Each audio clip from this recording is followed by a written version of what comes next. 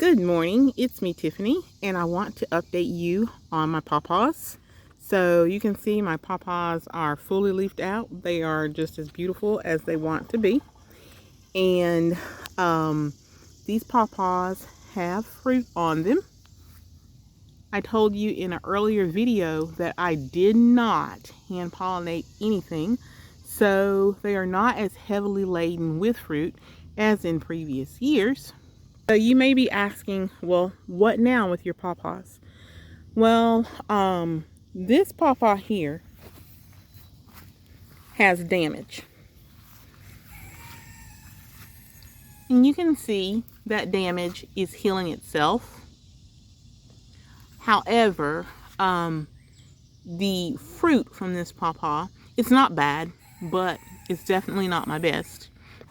This pawpaw is also a little close to the road. And so I have had this slated for demolition. In other words, I'm going to cut it down. But the issue with cutting this down right now is that in my line of pawpaws here, you see 1, 2, 3, 4, 5, 6. I have already cut down some of my pawpaws. And this pawpaw here, that one, and that one are all clones. Clones cannot pollinate each other. You need pollen from different genetics to pollinate. So right now on this stand of pawpaws, the only different genetics I have is this one, the one that I say I'm going to cut down, and then the one on the far end. And so I can't quite cut this one down right now simply because I need to replace it. So right here is a little seedling. This seedling is from a huge fruit that a gentleman named Abel provided to me. And I took those seeds, put them in the refrigerator from August to approximately January, I think. And then I started the sprouting process. I know it seems pitiful, but I can tell already it's perked up. It was smaller than that when I put it in the ground. So generally when you plant a pawpaw, you would want to put a shade cloth or something over this, but this is directly below the shade of all my pawpaws, so I did not bother, and you can tell that this is just fine. It's not getting too much sun, and when this plant becomes big enough, I will cut down the tree beside it. And this is the second pawpaw that I planted in this row. And when this pawpaw gets big enough, I plan down to cut down the pawpaw right beside it.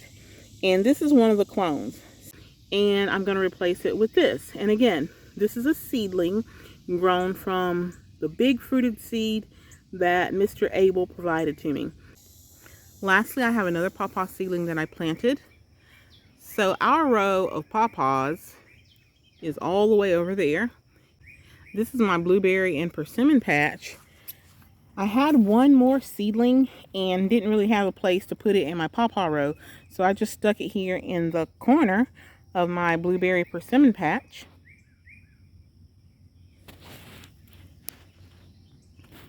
And here she is. And again, she is another seedling from Mr. Abel. And you can see I put this in the ground. When I put this in the ground, which was maybe a couple of weeks ago, it was this tall. And then look what it's doing. It's growing. So that's pretty much it. What's next for me with pawpaws? I think that what's next for me is trying to improve genetics and get a better fruit. Not that my fruit is bad. So what do I mean by a better fruit?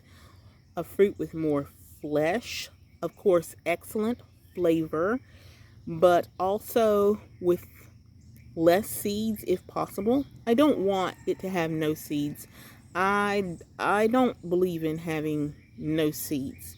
I think that if we're not careful with this whole seedless craze, seedless watermelon, seedless grapes, and seedless whatever, I'm kind of concerned that we might regret the whole seedless movement.